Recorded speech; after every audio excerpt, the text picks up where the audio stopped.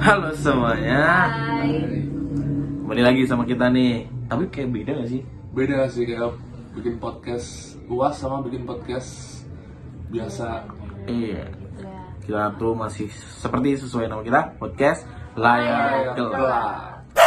Tapi beda ya filmnya tetep ya. Iya sih, kayak ini makin kita harus serius dengan teori yang mau kita pakai gitu ya. Benar-benar. Apa sih yang mau kita bahas tuh sebenarnya? Ada nih film-film horor yang mau kita ceritain. Benar banget. Pasti bikin Bener orang penasaran. banget, bener banget. Kalau kalian penasaran, ikuti video Iya. selanjutnya ya. Check it out. Nih nama gua tuh Gabriel. Gua Peter. Dan gue Selvita. Hari ini kita tuh punya tema yang spesial banget nih. Kita mau bahas tentang film horor di Indonesia dan gimana elemen budaya lokal selalu bikin ceritanya lebih serem dan berkesan. Jadi kayak representasi budayanya gitu ya teman-teman. Ya kalau kata gua sih, kalau ngomongin film horor Indonesia tuh rasanya nggak afdol lah kalau nggak lengkap. Kalau misalnya nggak bahas budaya, karena rata-rata kalau ya karena gue penikmat juga ya, jadi kalau gue nonton film horor di Indonesia tuh rata-rata pasti bahas tentang budayanya, menceritakan tentang budaya-budaya Indonesia gitu sih. Ya bener banget tuh. Tapi menurut kalian ada nggak sih film horor Indonesia yang terasa unik gitu dibanding film horor di negara lain? Menurut kalian ada nggak? Yang beda gitu ya dari Yang negara beda, lain. yang beda. Kalau menurutku sih ada ya. Karena salah satu keunikan itu karena kita akrab sama cerita yang disajikan di film Indonesia gitu. Nah, bukan belum misalnya. Misalnya tuh kayak kita sering banget dengar cerita tentang kuntilanak, tentang pocong atau hal-hal lain yang sejak kecil tuh kita sering dengar. Jadi waktu itu diangkat ke film, rasanya tuh kita tuh kayak relate banget dan itu tuh nakutin, serem gitu. Nah, gue setuju banget karena selama gue nonton film yang ada di Indonesia, apalagi yang horor nih, itu pasti kalian harusnya pada ini gak sih, pada nyadar kalau misalnya tempat syutingnya itu pasti di daerah pedesaan, tentang kayak lu bayangin dulu lah, masa film horor Indonesia di kota kan nggak Nggak masuk, cocok ya? nggak masuk Iya, dong, bener. bener. Dan pasti kan rata-rata tempatnya tuh pasti di desa lah, terus apalagi nuansa kabut-kabut yang dibikin itu kan serem enggak gitu ya? Anjir. Pelosok gitu ya. yes, Betul sih, gue juga ngerasa horor Indonesia nggak cuman soal serem-sereman, tapi ada pesan moralnya juga. Jadi kalau kita lihat film Pengabdi Setan, kalian tahu? Tahu dong. Nah, kan ada tema tentang karma dan hubungan keluarga di sana, tentang perjanjian mereka dengan si setannya sama si ibunya itu, terus kena karma, begitu, bener nggak? Benar. Itu emang budaya yang sering kita dengar di sehari-hari kita ya. Benar. Jadi itu keren banget sih menurut gue. Karena sekarang kalau kita bahas nih film favorit kalian buat horornya ya. Kalau kalian pilih satu aja film horor di Indonesia, apa sih yang kalian paling suka, yang menurut kalian ada banget unsur budayanya? Siapa dulu nih? Budaya lokalnya. Gua aja. Satu deh.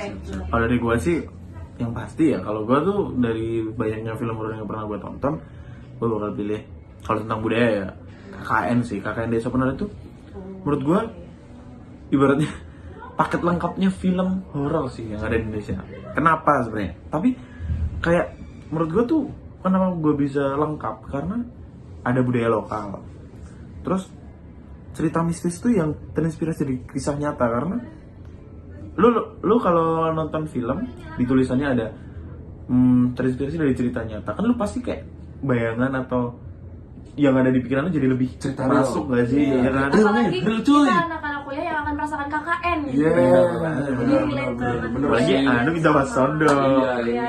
Dari bahkan dialog-dialog yang kalian ingetin kita soal pentingnya menghormati tradisi gitu kan di Indonesia gitu kan. Kalau lu gimana? Berarti emang ada tradisi yang harus kita ikuti secara tidak langsung dan tidak tertulis gitu ya. Kalau aku sih buat film horor favorit Indoku tuh, kalian nonton Sebelum Iblis Menjemput gak? Gua enggak sih. Itu Gua nonton. lumayan seru dan seram karena selain seremnya doang nih, film ini tuh menggambarkan kepercayaan tentang karma yang kayak tadi mungkin Desa Penari ya. Jadi hubungan sama keluarga yang salah tentang karma akibat dari tindakan buruknya seseorang. Kenapa lu Jadi ketawa? itu hal tuh sering banget muncul di budaya kita. Kalau kita semua tuh punya kalau kita semua berbuat suatu tindakan itu pasti ada konsekuensinya gitu. Kayak misal kita berbuat buruk ke orang, itu tuh bisa balik buruk ke kita, kayak Karmanya. hukum karmanya Bener. gitu. Kalau nggak yang lu tau pamali nggak sih kalau di Jawa? Pamali. Dia tuh pasti lu tau pamali kan, kayak misal anak kecil nggak boleh main di atas jam 6, Iya, petak umpet tuh kan katanya di Gondol. di gondol Indo Sondol katanya. Anjir, Itu gendero. masuk ini ya budaya Jawa ya, kayak pulang sebelum maghrib gitu Ya, kan. kayak gitu. Tapi kalau gua Kalau lu sendiri, gua apa lu? Lu. Coba satu. Kalau gua sendiri sih, gua Pengabdi Setan. Karena jujur dari Pengabdi Setan 1 gua ngikutin banget. Itu udah gue sejatuh cinta itu tuh sama Pengabdi Setan 1 karena gak tau gue feelnya kayak beda aja sama orang yang lain karena Kenapa tuh? lu scene yang menurut gue paling gokil tuh yang anaknya itu dijemput sama ternyata setan-setan yang itu yang pakai iya, payung. iya. Nah, itu Tahu.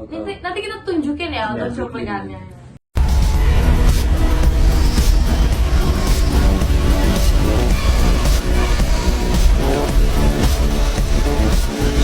Siapa? Pasti bukan tetangga, Pak.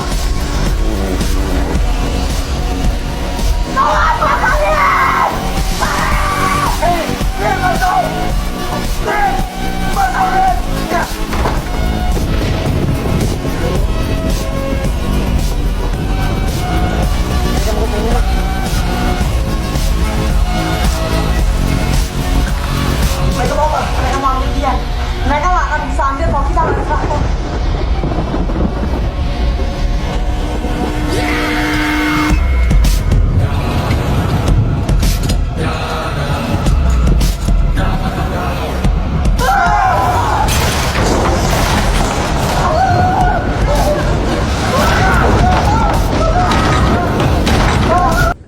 karena menurut gue tuh bagus tuh nuansanya kayak dijemput sama ternyata itu setan pakai payung dan itu hutan semua kayak keren sih menurut gue. Iya sih, kelihatan banget budaya lokal tuh Indonya. Iya, dan poin pentingnya itu karena mereka tuh nuansanya tuh ya ini sih kayak nggak terlalu modern gitu loh. Jadi mereka tuh pinter, menurutku produsernya pinter sih karena bikin nuansa setannya tuh nggak yang kayak Siapa tuh? Joko Anwar. Joko Anwar. Jadi Joko Anwar tuh gue ngefans sih sebagai penikmat film. Jadi dia bagusnya itu setan-setannya itu tuh nggak dibuat yang modern karena kayak kurang nggak sih kalau misalnya lu udah perfect di bagian-bagian apa tapi ternyata di bagian setannya lu bikin modern kan Nggak aneh, relate nggak ya. relate dong Iya. menurut gue kayak gitu sih. Hantu ibu itu benar-benar Iya. tradisional sih ya. Yes, Benar-benar itu Handuk film Edward itu Snowden. film klasik banget sih, benar asli. Ngomong BTW kalian sadar nggak kalau belakangan film horor ini jadi populer karena ngangkat cerita lokal? Kayaknya penonton ini sekarang tuh makin suka banget sama film yang punya kedekatan budaya sama kitanya gitu. Kayak mereka tuh gak cuma mau ditakut-takutin, tapi juga Dan pengen mau lihat gitu. sesuatu yang terasa tuh familiar gitu, kayak misalnya ya tadi itu kehidupan biasa kita, kayak nanti misalnya kita tunjukin cuplikannya Pengabdi Setan ya, jadi ada ditunjukin yang kayak mereka tuh nunggu bus di halte. Iya, Bener-bener. yang hujan gak sih? Yang hujan. Lu nonton, jangan. Emang itu tuh Jangan hujan nonton kan? tahu. Iya, Aduh, kita gua sadar nonton ini. relate gitu budaya lokalnya sama kita di Indonesia.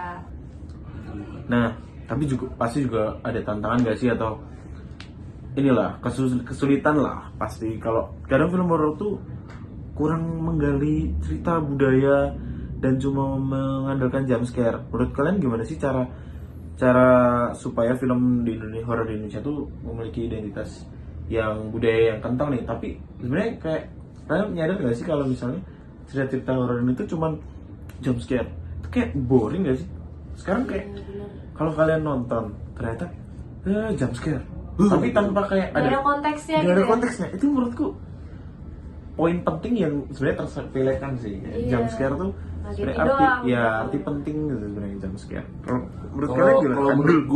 menurut gua tuh riset sama eksplorasi cerita lokalnya itu penting banget sih. Gimana riset sama eksplorasi itu Jadi bahasa yang riset- apa banget bagiku. Iya. Gimana, Jadi riset itu kayak kita berdasarkan cerita-cerita masyarakat di desa, itu dijadikan film. Jadi berdasarkan omongan-omongan, opini-opini idiot gar. Jadi berdasarkan dari budaya-budaya lokal di tempat yang mereka mau pakai gitu ya. Iya benar. Kalau eksplorasi itu gimana? Jadi misalnya kan banyak banget nih legenda di daerah yang belum diangkat ke layar lebar. Jadi kalau mau sineasnya mau lebih menggali itu pasti harus lebih identik otentik gitu. Kalau ngomongin sineas favorit horormu siapa emang? Hanung Bramantyo sih gua. Oh, oke. Kalau lu gimana, Gar? Kalau gua tetap Pengabdi Setan 1, lu pada tau lah siapa. Siapa? Joko Anwar. Ini dia nanti fotonya ada ya. Kalau lu siapa? Lu siapa? Lu di mana aja? Joko Anwar juga gue senang sih, benar-benar. Joki lu kan. Joki. Siapa pasti Aku setuju sih kalau semua film-film budaya lokal itu otentik karena kayak selain penulisan naskah, terus sutradara yang juga harus ngerti banget budaya yang harus mereka angkat, itu tuh jadi mereka nggak ada salah penggambaran cerita gitu. Misalnya kayak adat istiadat itu kan nggak bisa dibuat-buat, terus kayak logat-logat bahasa daerah itu tuh harus memang natural gitu. kayak logat Medan, Iya. logat Jakarta. Lebih ke gitu. Jawa sih ya film-film horor sekarang. Nah, tapi menurut gue yang paling penting tuh jangan cuma ngandalin mitos sih. Karena gimana ya?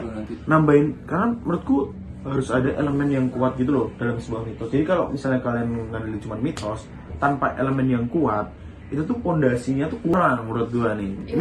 Ini gue bicara bukannya karena gue sih paling tahu nih, tapi menurut pendapatku pribadi aja. Jadi kayak konflik emosionalnya tuh harus ada. Terus dalam film horor itu tuh ngasih pesan moral apa aja, yang dibikin cerita itu lebih dalam dong pastinya. Kalau menurut gue kayak gitu sih. Iya sih, horor Indonesia tuh harusnya bisa lebih dari sekedar hiburan ya. Soalnya bisa jadi alat untuk memperkenalkan budaya kita ke budaya luar lewat layar lebar. Gimana tuh? Benar. Gue sebenarnya kurang paham nih sama statement Jadi lu. kalau lewat layar lebar itu ke budaya kita yang difilmin itu kan jadi orang luar negeri jadi tahu budaya kita kayak gimana. Gitu. Jadi kita merepresentasikan budaya lokal kita ke orang-orang luar negeri yang Benar banget, Kasil. Ini by the way lagi nih ngomong-ngomong, kalian tuh sadar nggak kalau sekarang film horor di Indonesia itu sering banget fokusnya ke desa atau tempat-tempat emang yang terpencil gitu? Kenapa tuh? Ya kenapa menurut kalian kira-kira? Kan aku yang bertanya. Iya. Gar. Kalau gue rasa sih gimana ya? Karena tuh desa tuh dilihat sebagai tempat yang lebih ini loh guys, creepy biasanya. Tapi sebenarnya bukan creepy sih, lebih ke di desa tuh masih banyak hal-hal goib gitu loh.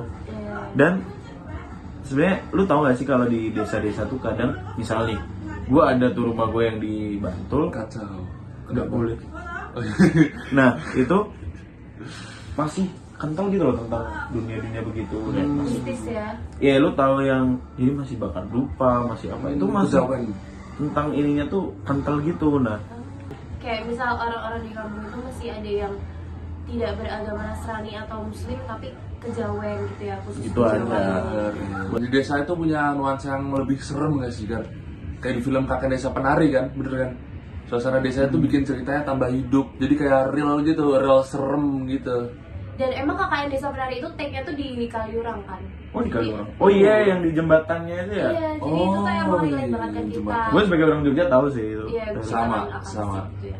Suasana desa itu tuh bikin film tuh jadi makin autentik kayak tadi yang udah dibilang.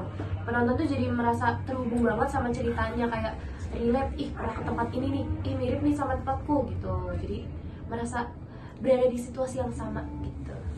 Nah kita udah ngobrol lama mbak, lama nih hitungannya, tapi nggak kerasa ya ternyata ya udah lama. Berasa udah 14 menit. Tapi sebelum gua tutup sama teman-teman kita tutup, Yes. ada nggak sih pesan buat pendengar-pendengar podcast kita? Ada. Jadi FYI aja kita tuh ada bikin podcast bertiga sebenarnya. Jadi ini tugas UAS yang sebenarnya kita udah terusin Iya, dari Udah terus kapan dari tahu. benar, jadi kita masukin. ada basic lah pastinya. Iya. Kata-kata gue untuk lu yang suka nonton film itu jangan nonton film bajakan guys ya. Oh, Bener nggak bro? Betul. Bener, jangan nonton bajakan. Berlangganan lah di OTT yang Ya. legal ya. Kalau Bener, Kapiter bro. sendiri berlangganan OTT apa? Netflix. Oke. Netflix. Kalau lu sendiri kan? Gue semua sih, tapi gue jarang nonton sih. Jadi gue nontonnya di bioskop pasti. Oh. Netflix tuh cuman kayak- gila lo orang ada kacau.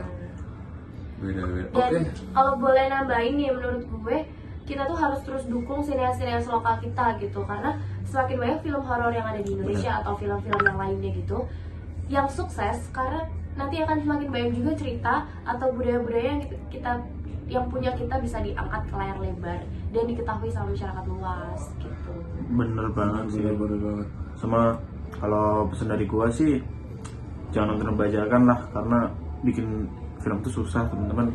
Susah capek pasti. Dan budget Benar-benar. besar ya teman-teman. Budgetnya gila. Duitnya itu buat produksi Jadi kacau. nggak at least murah. kalian meluangkan ngeluarin berapa sih 40 ya? 40 atau 35 sih bioskop. Nah segitulah Iya, sekitar gitu.